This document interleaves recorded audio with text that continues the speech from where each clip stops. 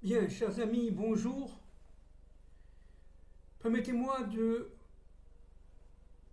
d'essayer humblement de pénétrer profondément un thème récurrent dans la Torah, ô combien saisissant, ô combien important. Je veux parler de la problématique féminine, le rôle de la femme vertueuse d'après la Torah dans notre monde. Nous savons évidemment que Sarah, Rivka, Rebecca en français, Rachel, Léa, Bithia et tant d'autres, Ruth, ont joué un rôle fondamental dans la dynamique de l'histoire humaine. Elles ont joué un rôle fondamental parce qu'elles avaient une mission qui elle-même était essentielle. Réparer la faute de Ève. Dans Bereshit, dans le livre de Bereshit, Genèse 3, 16, je cite, après la faute de Ève, Dieu dit à Ève, et vers ton homme sera ton désir, et lui te dominera. Lui te dominera. Rachi explique ainsi l'expression et lui te dominera. Tout viendra de lui, pas de toi. Et à partir de cela, l'ensemble des civilisations, l'ensemble de l'humanité va porter cette problématique au bout de sa propre logique. La femme deviendra, si vous voulez, l'élément, j'allais dire, presque utilisable à merci. Soit rejeté, secondarisé selon les civilisations, soit utilisé pour le désir, le plaisir et la bonne vie. Elle sera, depuis la faute d'Adam, dans son propre monde, pénétrée d'une double force. Une force de obscurité, de recherche du plaisir, puisqu'elle a fauté avec le serpent, de vouloir plaire, et pas seulement à son mari, de vouloir être porteuse d'allégresse, mais pas forcément pour Dieu, de chant, pas forcément pour la sainteté, et elle sera portée aussi par une problématique de retour vers son Dieu. Cette problématique a été annoncée par, et portée d'ailleurs dans son essence même, par une femme absolument sublime, la source dans la Torah de nos femmes vertueuses. Je veux parler de Sarah. Dans un premier temps, Sarai, femme d'Abraham, était porteuse d'un monde qui lui était, si vous voulez, naturellement permis. Elle voulait vivre sa vie. Elle voulait véritablement, comme la femme Chava après la faute, elle voulait tout simplement, portée par la semence, entre guillemets, du serpent, voulait, j'allais dire, kiffer la vie. Et cela à tous les niveaux. Mais Sarai était une âme extrêmement unique, une âme source. Elle cherchait elle cherchait la vérité. Elle était porteuse d'un travail intérieur incessant. Je l'avais d'ailleurs, j'ai essayé de le montrer dans ce livre que j'avais écrit il y a quelques mois, Au-delà de la nuit, n'est-ce pas, la déchirure du voile à travers la dynamique de la délivrance finale. J'avais essayé d'expliquer, à mon niveau, humblement bien sûr, comment Sarai, dans l'univers de Orkazdim, a essayé, si vous voulez, de profiter pleinement de la vie, mais toujours en recherche du Dieu un, mais de l'histoire. On peut dire que cette volonté imperturbable d'aboutir au Hémet, à la vérité vraie, portée par l'unité, elle voulait être véritablement femme de son mari, Abraham devenant Abraham, que véritablement, tard dans sa vie, évidemment, à 90 ans, et Abraham à 99 ans, elle va changer de nature, j'allais dire, au niveau de sa neshama, aussi, au niveau de son âme. De Sarai, elle va devenir Sarah. Dieu va prendre le Yud de Sarai, ça veut dire de Gematria de valeur numérique 10, il va en faire 2 E. Le E de Gematria 5 pour Sarai, qui devient Sarah, avec E à la fin, et le E de Abraham, qui devient Abraham, avec le E. C'est-à-dire qu'en fin de compte, Sarah et Abraham vont porter, chacun à son niveau, le E de Yud Kevavke. Yud de Sarai va devenir E pour Abraham. Le Vav va faire le lien entre le E de Sarah et le E d'Abraham.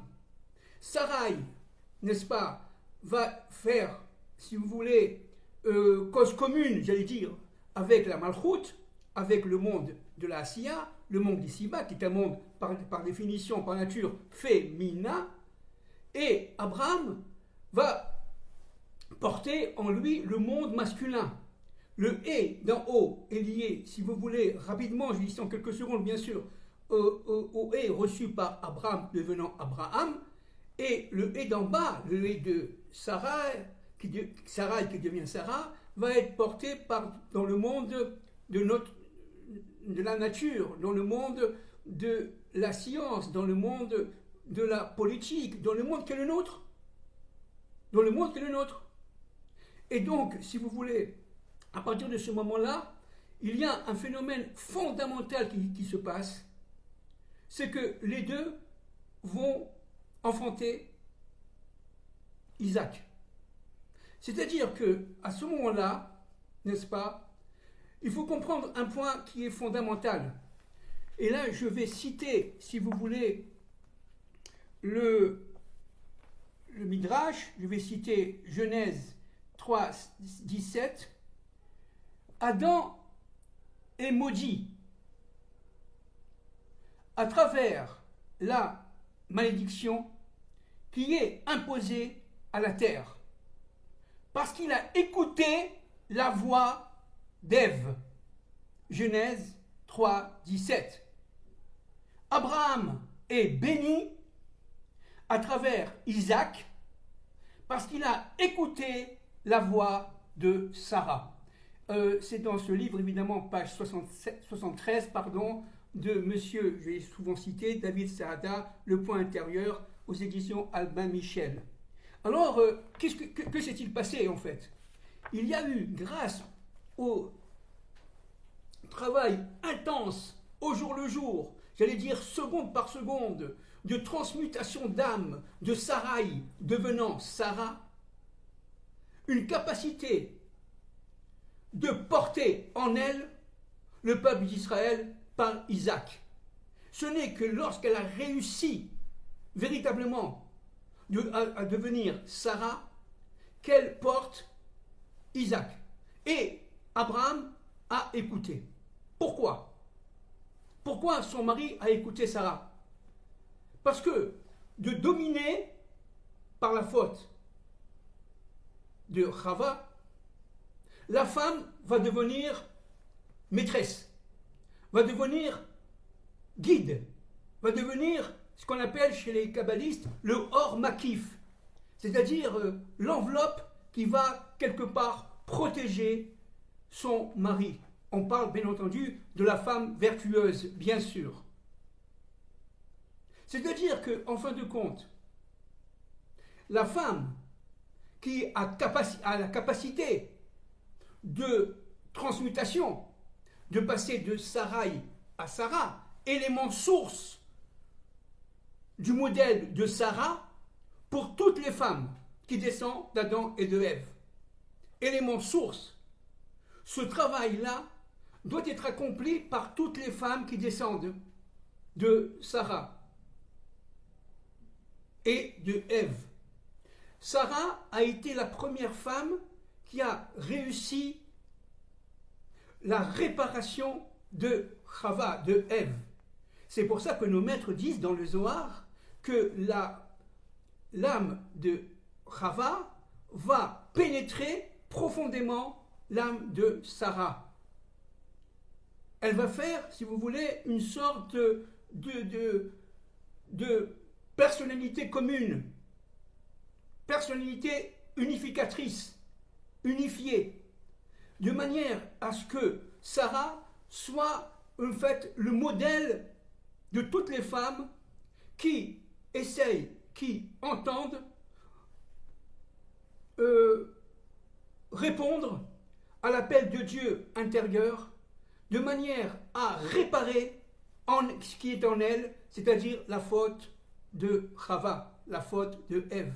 Toute femme qui est capable de faire ce travail-là devient sainte, c'est-à-dire devient véritablement Ève avant la faute.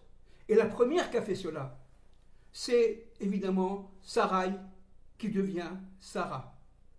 Et à partir de ce moment-là, toutes les femmes, j'allais dire juives, qui descendent de Sarah et de Abraham, avec Isaac et Jacob, toutes les femmes qui descendent juives des 12 tribus ont cette capacité d'âme de transmutation. Mais il faut bien comprendre que la femme porte en elle, encore aujourd'hui, jusqu'au Mashiach, la problématique de la faute de Chava, de Ève. Et elle doit, chacune d'entre elles, faire cet effort, ce travail intérieur fondamental qui lui permet de transmuter. Cette transmutation, elle est fondamentale pour l'humanité, absolument fondamentale. Pourquoi? Parce que ce n'est qu'une humanité réparée de la faute de Ève que peut, j'allais dire, entre guillemets, resplendir, sortir la parole de Dieu dans ce monde par le Messie, fils de David. C'est un monde réparé. Donc, chaque femme qui est d'essence descendante de Ève et qui porte en elle la faute de Ève doit faire en sorte de réparer cette faute. D'ailleurs, entre parenthèses, c'est pour cela qu'elle revient dans ce monde. Toute âme féminine qui vient dans ce monde, c'est qu'elle a encore peut-être un soupçon, peut-être une étincelle, mais elle a encore un soupçon, une étincelle de réparation. Et ce travail fondamental que doit faire la femme juive est porté aussi par la femme non juive qui cherche la vérité. N'oublions pas que Chava, Ève était universelle. Universelle. Toutes les femmes donc qui descendent de Chava, de Ève, doivent. On porte cette dynamique de souffrance, si vous voulez, passant d'un monde du plaisir, d'un monde du désir, d'un monde matériel, d'un monde de de la plénitude matérialiste, j'allais dire, du monde de la chanson, du monde de la joie dans ce monde, etc., à une âme purifiée de tout désir de paraître, de tout désir de plaire, si ce n'est qu'à son mari. Si ce n'est qu'à son mari. Donc ce travail-là nécessite évidemment énormément d'efforts, de souffrance, de solitude. La femme, à ce moment-là, elle devient d'ailleurs souvent rejetée des autres femmes parce qu'elle ne ressemble plus aux autres femmes, mais elle devient, dans sa solitude plénière, véritablement maîtresse de son propre destin. Elle entend transmuter et à partir du modèle de Sarah, elle entend devenir, comme était notre mère Sarah, une femme vertueuse, fidèle à son Dieu, fidèle à sa famille, fidèle à son mari, fidèle à elle-même. C'est pour ça que la femme, qui est, encore une fois on répète, le Or Makif, c'est-à-dire cette enveloppe qui va porter, guider, instruire son mari, Abraham a écouté la voix de Sarah, n'est-ce pas? Eh bien, cette enveloppe-là va pénétrer progressivement le corps de son mari pour entrer dans son intériorité. La femme, extériorité, devient progressivement intériorité pour son mari. Et c'est à ce niveau-là qu'elle forme le Aleph, qu'elle forme l'unité. Alors pour aller un peu plus loin, et le Zohar est très clair à ce niveau-là, le côté féminin, parce que nous sommes tous évidemment hommes et femmes, même si on a un corps d'homme ou un corps de femme, on est tous féminins et masculins. Et masculin, eh bien, le côté féminin de l'homme va se réunir au côté masculin de la femme. C'est-à-dire que grâce à son côté masculin, la femme vertueuse qui a fait ce travail qu'a fait Sarai devenant Sarah, cette femme-là va être capable tout simplement de recevoir par son côté masculin la volonté divine, la parole divine, grâce à la Torah. Grâce à la Torah. Et elle va tout simplement, par son côté féminin, réaliser la parole. C'est pour ça que la femme a une mission fondamentale dans ce monde, la femme juive, j'entends, c'est d'allumer, entre autres, les bougies de Shabbat. Parce qu'en allumant les bougies de Shabbat, elle participe à la réparation de la faute de Ève, qui, elle, par cette faute, a réduit cette lumière, l'intensité de cette lumière, et en allumant, alors écoutez-moi bien, ça c'est très important, le Zohar dit en allumant, elle allume non seulement la lumière de son mari, mais elle permet à son mari, grâce aux forces qui la dominent, elle permet à son mari de devenir extrêmement fort, extrêmement puissant. On parle évidemment au niveau spirituel. On parle au niveau spirituel, bien sûr. C'est-à-dire que, en fait, la femme devient Ateret Baala, la couronne de son mari. Et la couronne de son mari, c'est très très important, n'est-ce pas? C'est absolument fondamental. Pourquoi? Parce que, tout simplement, elle va être là, un phénomène fondamental, elle va être un guide pour son mari. Elle va le pousser vers le droit chemin. Et pourquoi elle va le pousser par le droit chemin? Parce qu'elle-même, n'est-ce pas, elle va être portée par cette transmutation d'âme. Au niveau de sa source, elle devient de Sarai, elle devient Sarah. Et à partir de ce moment-là, elle va être imperturbablement puissante, très très forte. Et elle va pousser son mari à l'étude de la Torah, comme Rachel a poussé notre maître Rabbi Akiba. elle a abandonné son père qui était très riche, Kalba Savoua, il s'appelait, il était très riche. Elle a épousé un homme qui paraissait très simple, pour ne pas dire plus, pauvre, et elle a poussé à l'étude de la Torah, elle a entraîné par sa force transmise à son mari, elle a entraîné la tchouva de Rabbi Akiva. Rabbi Akiva, n'oublions pas qu'à 40 ans, jusqu'à 40 ans, il était non religieux, pour ne pas dire apostat. Et c'est grâce à l'épouse de Rabbi Akiva qui s'appelle Rachel, eh bien, elle va pousser son mari à devenir évidemment ce qu'il a été et ce qu'il est jusqu'à aujourd'hui, c'est-à-dire un immense dans la signification thoraïque de nos livres. Incontournablement. On ne peut pas étudier la Gemara ou la Mishnah sans passer par Rabbi Akiva. Évidemment. Donc, c'est-à-dire qu'en fin de compte, cette force que donne la femme à son mari, eh bien, permet à la lumière d'Abraham, nous savons qu'Abraham était le Or et Elion, cette lumière venant de Dieu, eh bien, elle va lui donner cette force de resplendir à travers sa famille dans l'universel.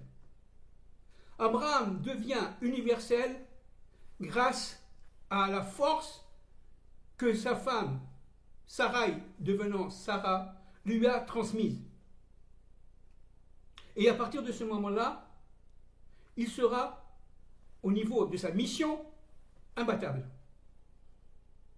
Parce que le zivoug, le couple, a été accompli. C'est ça le but, si vous voulez, de la femme juive et aussi des femmes descendants d'Adam et de Ève. N'oublions pas que dans les autres mondes, dit le Zohar, là je vais citer le Zohar d'une manière tout à fait rapide, synthétique et de mémoire, les femmes vertueuses, lorsqu'elles quittent ce monde, vont retrouver un des 7 mondes qui composent, dit le Zohar, le Olam Haba, le monde après, le monde d'après la vie. Le premier monde, je vais très vite, en quelques secondes. Le premier monde est dirigé par une femme absolument superbe, fille de Pharaon, qui s'appelle Bithia, qui, on le sait, a sauvé Pharaon. A sauvé Moïse de la main de Pharaon.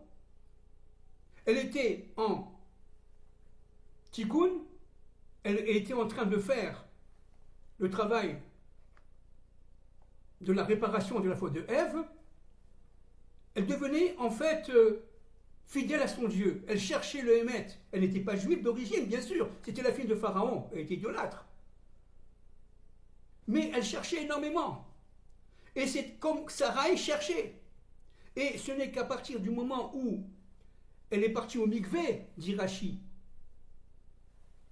d'après les Tosafot et d'après le Talmud, que Bithia va devenir véritablement maître adoptive de Moïse.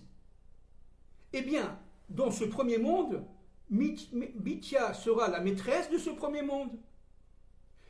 Et toutes les âmes qui lui sont reliées, on parle des âmes féminines qui lui sont reliées, eh bien, elles vont recevoir 2 fois par jour Moïse, qui va leur transmettre un enseignement de Torah, un enseignement thoraïque. Et évidemment, Bithia va répercuter cela à toutes les femmes qui l'entourent, toutes les âmes féminines qui l'entourent. Alors imaginez-vous un peu si Dieu prend une femme dont l'âme fait partie de ce groupe, met dans un corps de femme, et elle arrive ici, dans ce monde. Imaginez-vous un peu la capacité vertueuse qu'a cette femme.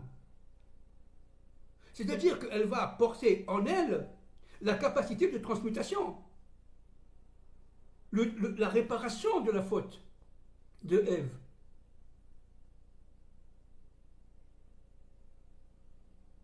Un deuxième exemple, c'est le fait que Myriam, c'est un exemple que je donne, je vais très vite, n'est-ce pas, et Yochevet, la mère biologique de Moïse, eh bien, passent, j'allais dire, leur temps, mais il n'y a pas de temps dans ces mondes-là, bien sûr, il n'y a pas d'espace, il n'y a pas de temps, à chanter les louanges à Dieu.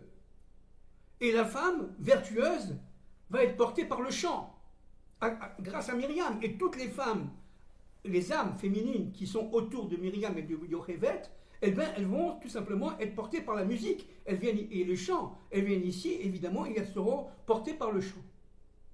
D'une manière, évidemment, sacrée, sainte, bien sûr. Alors, etc., hein, je vais très très vite. Je vais très très vite. Il faut savoir que Moïse vient voir sa mère biologique une fois par semaine, dit le Zohar. Alors qu'il va il va voir sa mère adoptive, Bithia, 2 fois par jour. Bon, évidemment, c'est une synthèse. Pourquoi je dis ça? Parce que les âmes qui sont portées par ces mondes-là et qui viennent dans ce monde pour réparer une infime partie de leur âme qui est souillée par la faute de Ève, eh bien, vont porter une lumière resplendissante dans ce monde qui fait que, véritablement, le monde va passer, transmuter, c'est la dynamique de l'histoire, on passe du monde de la désacralisation, de la laïcisation, au monde de la sainteté, au monde qu'on appelle en hébreu du Dvekut Hashem, au fait que Hashem, Dieu, soit intégré complètement dans notre vie.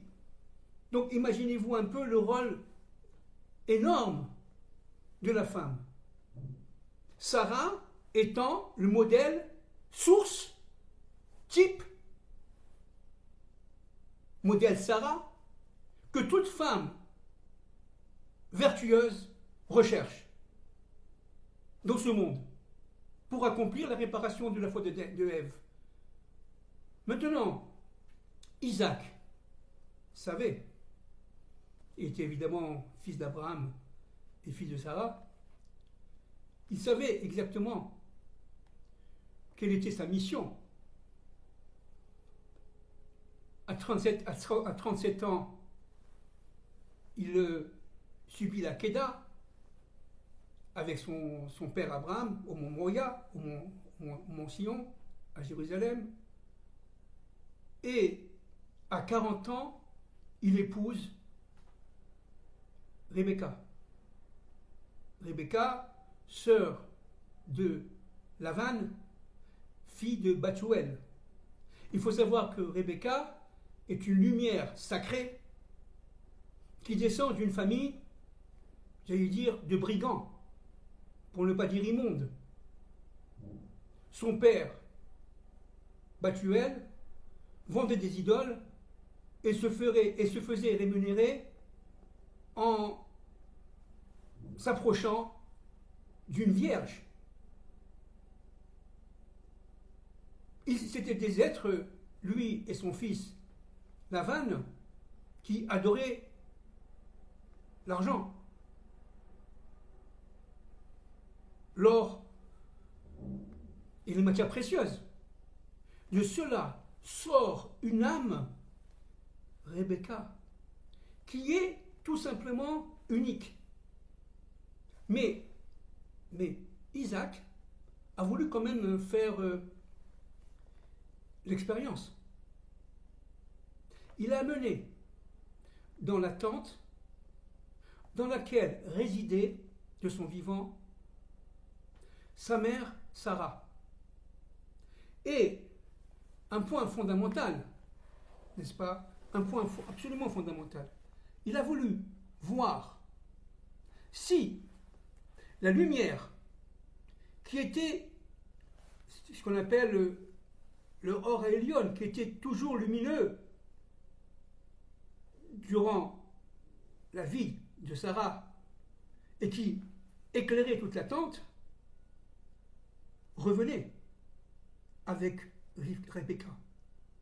Il a voulu voir aussi si le pain que faisait Sarah était, le Shabbat, était aussi saint, aussi cachère avec Rebecca. Et il voulait aussi savoir si la présence divine était véritablement là. Eh bien,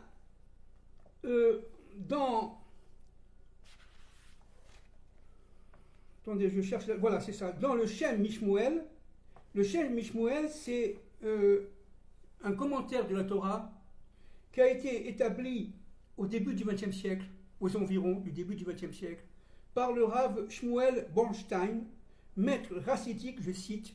Il est né en 1856 et il est mort en 1926. Et que dit le Shem Mishmuel? Il dit qu'en fin de compte, il y avait dans la tente de Sarah les éléments principaux qui se situaient dans le temple de Jérusalem. Le temple, la tente de Sarah représentait quelque part en potentialité le temple de Jérusalem. D'accord? Et je cite là, je vais citer à la page 74 évidemment, du livre de David Saada, Le point intérieur. Regardez. La nuée au-dessus de la tente de Sarah correspond bien entendu à la Shrina, ça veut dire la présence féminine de l'attribut divin. La présence divine, qui était la raison d'être du sanctuaire. La lumière correspond à celle du Ner Tamid. Vous savez que dans le temple, il y avait une lumière, c'était la 7e lumière du candélabre, qui était toujours allumée. Dans le candélabre, il y avait 7 lumières, 3 à droite, 3 à gauche. La forme de la lumière, la flamme était de la droite vers la gauche pour les 3 qui étaient à droite et de la gauche vers la droite pour les 3 qui étaient à gauche. Et ces 6 lumières, en fin de compte, se rapprochaient par leur direction vers la lumière centrale.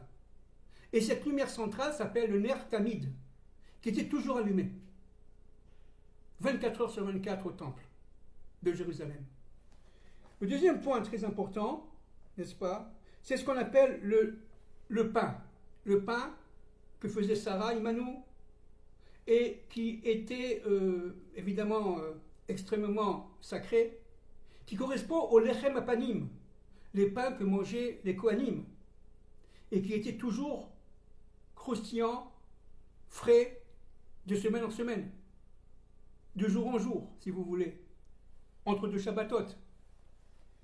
Et vous avez aussi le troisième point, c'est la fixation de la présence divine.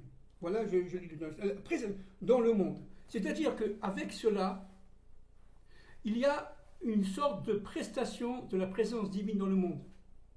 Cette prestation de la présence divine dans le monde et dans l'universel, donc, eh bien, Isaac a voulu faire l'expérience avec Rebecca. Et lorsque Rebecca est rentrée dans la tente de sa belle-mère défunte, elle a trouvé exactement le Ner à Elion, ça veut dire la présence divine, le pain de proposition, et tout était présent autant comme au temps du vivant de sa belle-mère Sarah. Et c'est comme ça que Isaac a épousé Rebecca. C'est très important cela. Pourquoi? Parce que, en fin de compte, Rebecca a accompagné tout au long de sa vie la transmutation d'âme qui avait été accomplie par Sarah, de Sarai à Sarah. Elle avait, elle aussi, travaillé comme a travaillé Bithia, comme a travaillé Rachel, Léa, etc., de manière à faire la réparation de la faute de Ève. Et donc, il y a eu une sorte de convergence complète entre Isaac et Rebecca, à tel point que la Torah dit textuellement et Isaac aima Rivka.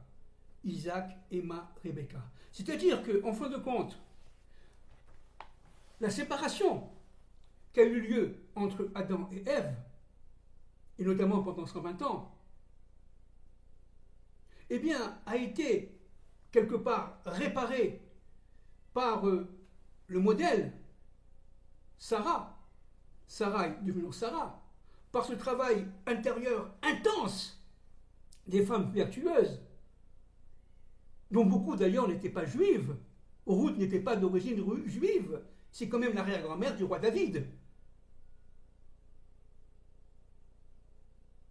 Sarai, elle n'était pas juive, entre parenthèses, elle l'est devenue.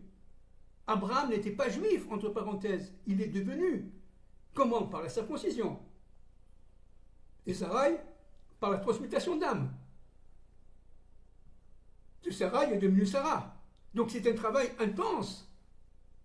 Et c'est de cela, chers amis, dont il est question,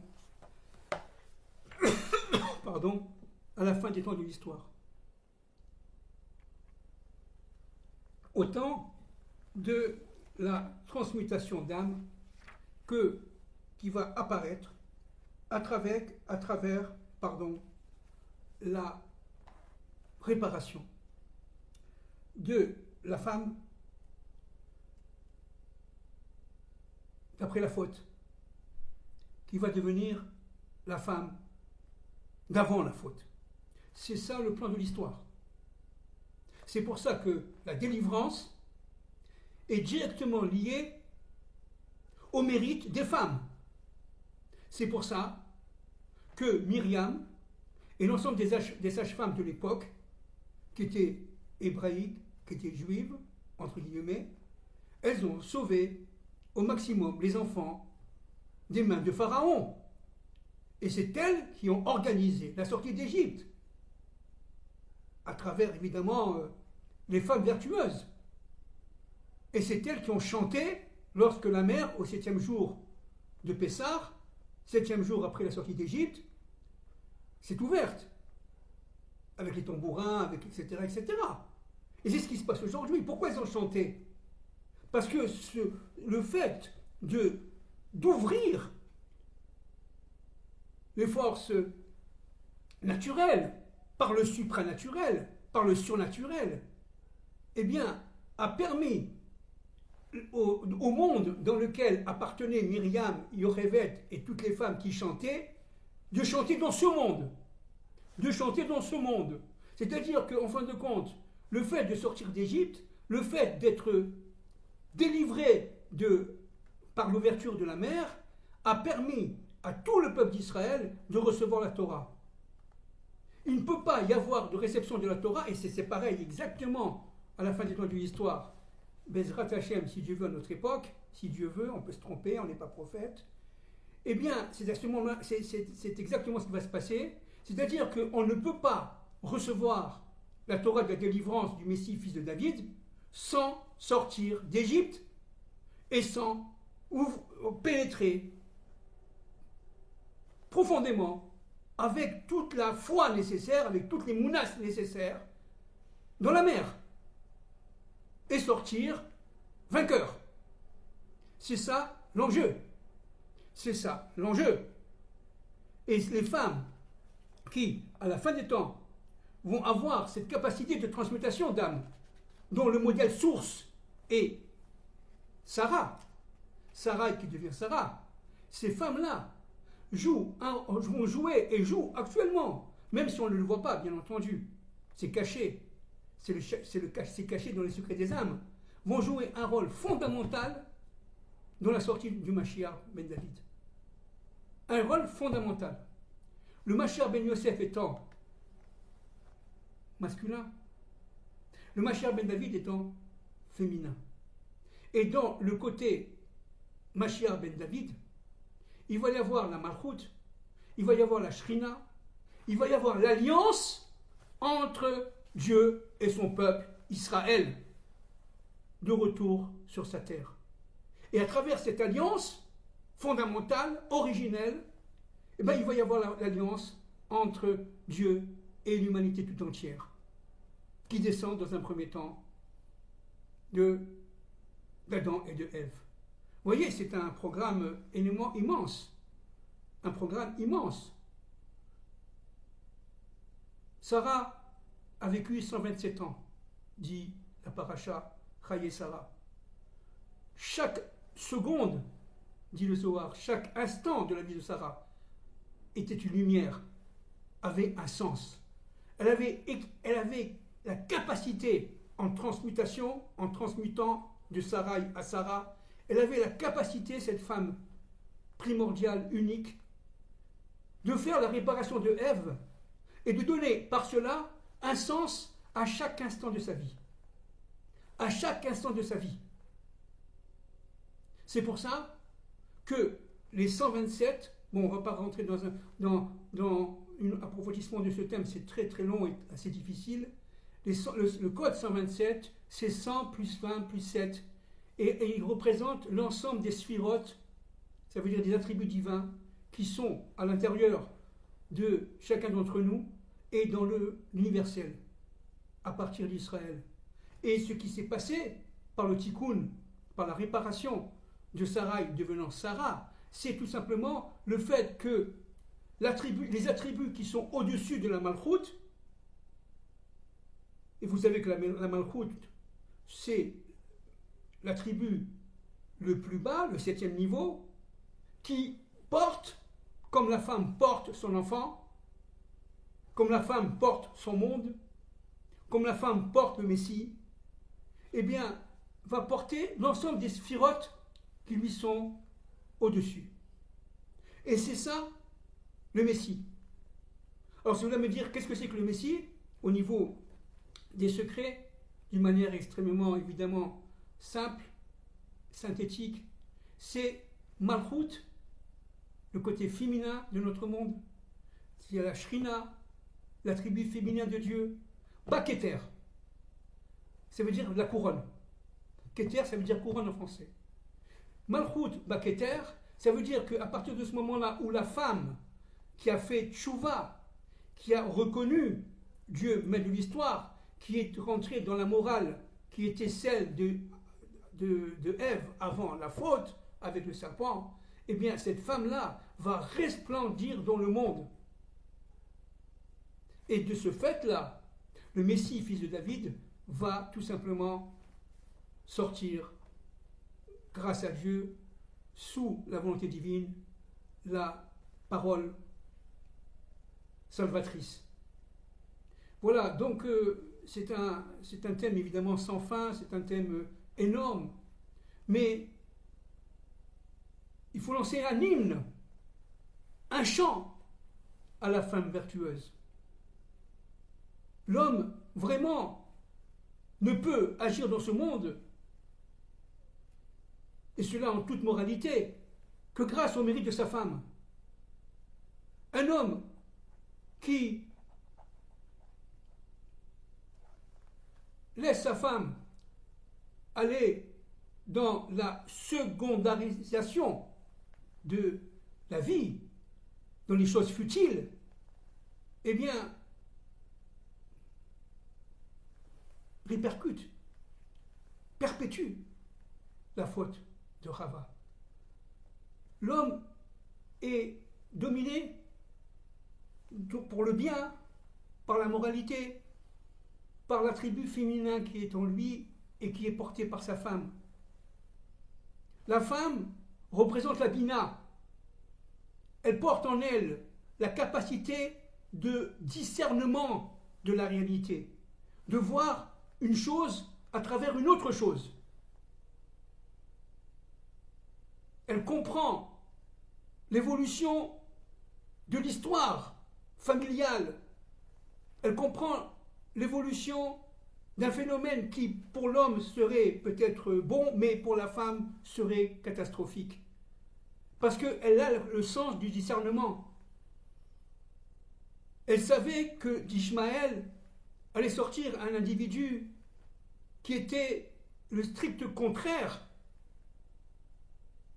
d'Isaac et qui pourrait, quelque part, le mener vers une vie, vers une historicité, vers une histoire contraire à la volonté de Dieu, contraire à la volonté divine. Elle avait perçu ce que, d'ailleurs, entre parenthèses, Abraham n'avait pas vu. À ce niveau-là, Sarah était plus prophétesse qu'Abraham, devenant Abraham. Elle était véritablement porteuse de la Bina, c'est-à-dire cette force supranaturelle, surnaturelle, cette intuition féminine, comme on dit nous en français, l'intuition féminine, qui permettait à la femme de comprendre les conséquences d'un acte, et cela sur le long terme, sur la longue durée. Donc il faut prendre conscience, nous les hommes, de l'importance de notre épouse.